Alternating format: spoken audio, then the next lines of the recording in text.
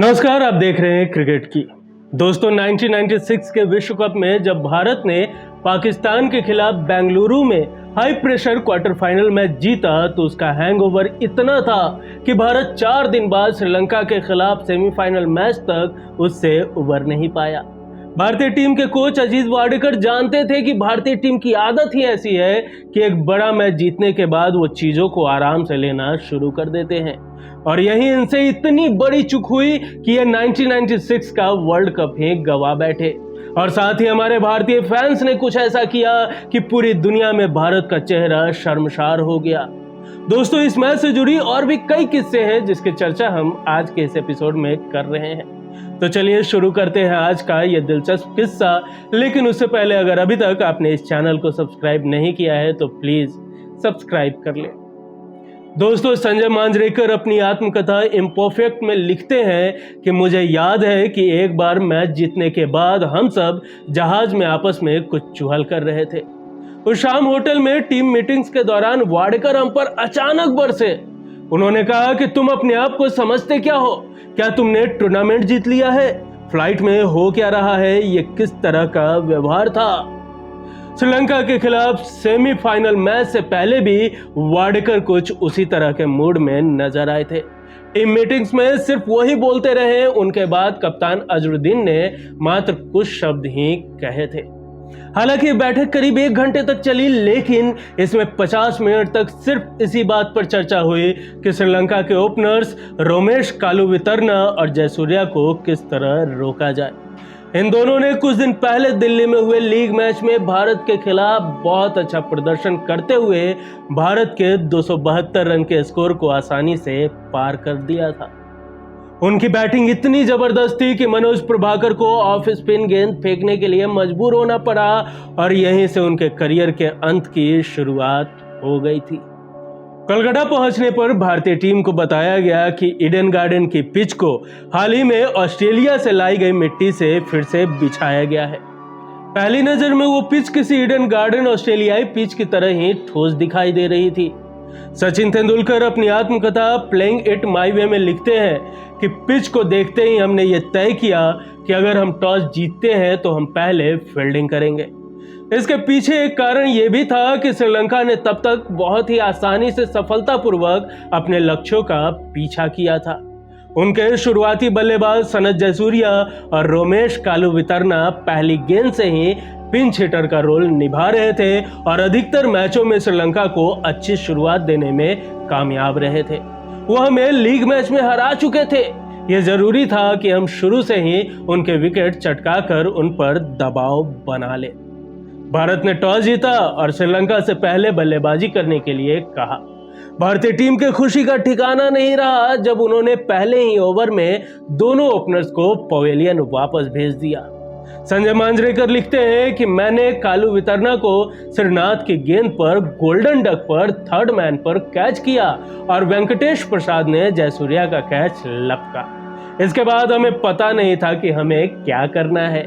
महाभारत में अभिमन्यु की तरह हमने अपने आप को लक्ष्य के चक्रव्यूह में घुसने के लिए ट्रेन तो किया था, लेकिन हमने इस बात के लिए अपने आप को तैयार ही नहीं किया था कि चक्रव्यूह से बाहर आना कैसे है।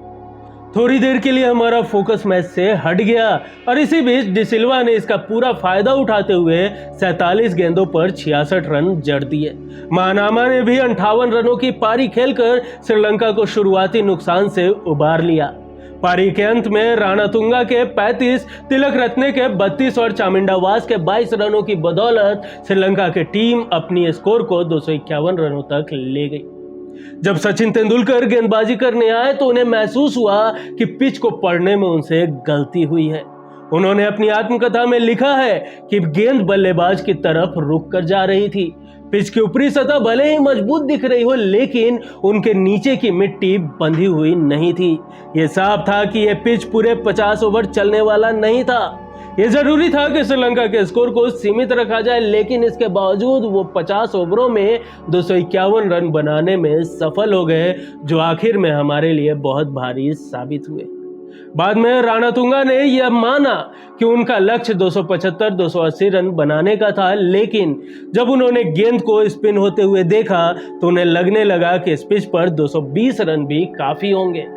जब सचिन तेंदुलकर गेंदबाजी करने आए तो उन्हें महसूस हुआ कि पिच को पढ़ने में उनसे गलती हुई है। अब सबकी निगाहें सचिन तेंदुलकर पर थी कि वो भारत को अच्छी शुरुआत दे, और उन्होंने दर्शकों को निराश भी नहीं किया। स्पिन होती पिच पर वो अपना स्कोर 65 तक ले गए और 98 के स्कोर पर बहुत ही अजीब तरीके से स्टंप आउट हो गए।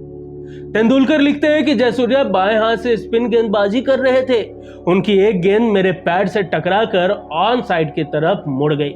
मैंने सोचा कि तेजी से एक रन लेने की गुंजाइश है, इसलिए मैं क्रीज से बाहर निकल आया, लेकिन तभी मैंने देखा कि गेंद विकेट कीपर कालू वितरना के पास बहुत ही नजदीक आ गई है और रुक गई है।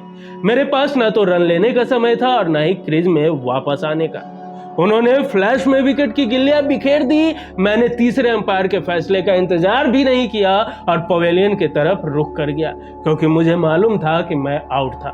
जब मैं पवेलियन की तरफ बढ़ रहा था तो मुझे इस बात का अंदाजा हो गया था कि बाद में आने वाले बल्लेबाजों की राह जो है वो आसान नहीं है। जब तक दूसरे विकेट के लिए सचिन तेंदुलकर और मांजरेकर में 90 रनों की साझेदारी हुई और कम से कम दर्शकों को यह नहीं लगा था कि पिच खराब हो चली है। संजय मांजरेकर लिखते हैं कि जब कुमार धर्मसेना ने अजरुद्दीन को ऑफ ब्रेक गेंद फेंकी तो उसने ऑफ स्टंप के बाहर टप्पा खाया, जिसे विकेट कीपर कालू वितरना ने लेग साइड पर अपने सीने की ऊंचाई पर कलेक्ट किया। इस गेंद को वाइड घोषित किया गया, लेकिन इसके बाद धर्मसेना के चेहरे पे जो मुस्कान आई उसको मैं कभी नहीं भूल सकता। शायद उसको उसी समय अंदाजा हो गया था कि मैच उनका हो गया है और फाइनल मैच खेलने के लिए भारत नहीं, उनकी टीम लाहौर जाएगी। श्रीलंका की उस टीम में धर्मसेना के अलावा 2 और स्पिनर थे, मुथैया मुरलीधरन और जयसूर्या। अरविंदा डिसिल्वा भी जरूरत पड़ने पर स्पिन गेंदबाजी कर सकते थे। तेंदुलकर के आउट होने के बाद जब 2 और चोटी के बल्लेबाज पवेलियन लौट गए तो हमें दिल ही दिल में अंदाजा हो गया कि सब कुछ समाप्त होने वाला है। अजरुद्दीन बिना रन बनाए पवेलियन लौटे। मांजरेकर को जयसूर्या ने क्लीन बोल्ड कर दिया। जवागल श्रीनाथ को अजय जडेजा के ऊपर प्रमोट किया गया ताकि वो बाएं हाथ के बल्लेबाज विनोद कांबली का साथ निभा सके, लेकिन वो 6 रन के स्कोर पर रन आउट हो गए। जडेजा भी 11 गेंद खेलकर बिना रन बनाए पवेलियन लौटे। नयन मोंगिया और आशीष कपूर के आउट होते ही भारतीय पारी का अंत साफ साफ दिखाई देने लगा। तब तक ईडन गार्डन के दर्शकों का धैर्य जवाब दे चुका था। जब उन्हें अंदाजा हो गया कि अब भारत के जीतने की कोई उम्मीद नहीं है तो उन्होंने मैदान में प्लास्टिक और शीशे की बोतलें फेंकनी शुरू कर दी। उस समय 15 ओवर फेंके जाने अभी बाकी थे और भारत का स्कोर था 8 विकेट पर 120 रन। भीड़ को शांत करने की मंशा से दोनों अंपायरों और मैच रेफरी क्लाइव लॉयड ने दोनों टीमों के खिलाड़ियों को मैदान से बाहर बुला लिया। आधे घंटे बाद खेल फिर शुरू हुआ, लेकिन इससे पहले कि मुथैया मुरलीधरन अपने ओवर की दूसरी गेंद फेंकते, भीड़ ने फिर से मैदान में बोतलें फेंकनी शुरू कर दी। हालात इतने खराब हो गए कि बाउंड्री पर फील्डिंग कर रहे श्रीलंका के फील्डर पिच के पास आ गए। दर्शक इस बात के लिए तैयार ही नहीं थे कि उनकी आंखों के सामने भारत की हार हो। तब रेफरी ने खेल रोकने और श्रीलंका को विजयी घोषित करने का फैसला किया। 10 रनों पर नाबाद विनोद कांबली जब पवेलियन लौट रहे थे तो उनकी आंखों में आंसू बह रहे थे। भीड़ को इस बात का अंदाजा नहीं था कि उनके इस रवैये से देश का नाम बदनाम हो रहा था। इस घटना ने कलकत्ता की खेल परंपराओं को गहरा धक्का पहुंचाया था। भारत के महान स्पिनर इरापल्ली प्रसन्ना ने स्थानीय टेलीग्राफ अखबार में लिखा था कि भारत को टॉस जीतकर पहले बल्लेबाजी करनी चाहिए थी। भारत का फील्डिंग करने का फैसला एक मनोवैज्ञानिक फैसला था जिसे किसी रणनीति के तहत नहीं लिया गया था। कप्तान अजरुद्दीन ने मैच के बाद प्रेस कॉन्फ्रेंस में यह स्वीकार किया कि वो नहीं चाहते थे कि श्रीलंका रनों का पीछा करे, क्योंकि उसमें वो बखूबी कामयाब हो रहे थे। भारतीय टीम में सिर्फ नवजोत सिंह सिद्धू अकेले शख्स थे जो चाहते थे कि भारत पहले बैटिंग करे, लेकिन उनकी बात किसी ने नहीं मानी। बाद में ग्राउंड्समैन ने भी बताया कि उन्होंने भारतीय कप्तान को सलाह दी थी कि उन्हें पहले बैटिंग करनी चाहिए, लेकिन उन्होंने उनकी सलाह पर ध्यान ना देते हुए पहले फील्डिंग करनी चुनी। होटल पहुंचकर संजय मांजरेकर, सचिन तेंदुलकर, अजय जडेजा और 2 अन्य खिलाड़ी एक कमरे में इकट्ठा हुए। संजय मांजरेकर लिखते हैं कि तभी कमरे में विनोद कांबली दाखिल हुए। अजय जडेजा ने उन्हें टीम की हार पर सरेआम रोने के लिए आड़ो हाथ लिया। उन्हें कांबली का अपनी भावनाओं पर नियंत्रण न रख पाना पसंद नहीं आया, लेकिन शायद कांबली इस बात से निराश थे कि उनके हाथ से भारत के लिए मैच सेविंग पारी खेलने का मौका चला गया था। श्रीलंका का विजय क्रम यही नहीं रुका। 4 दिन बाद उन्होंने लाहौर में फाइनल में ऑस्ट्रेलिया को हराकर पहली बार विश्व कप जीता था। दोस्तों, आज का ये किस्सा आपको कैसा लगा हमें कमेंट कर जरूर बताएं।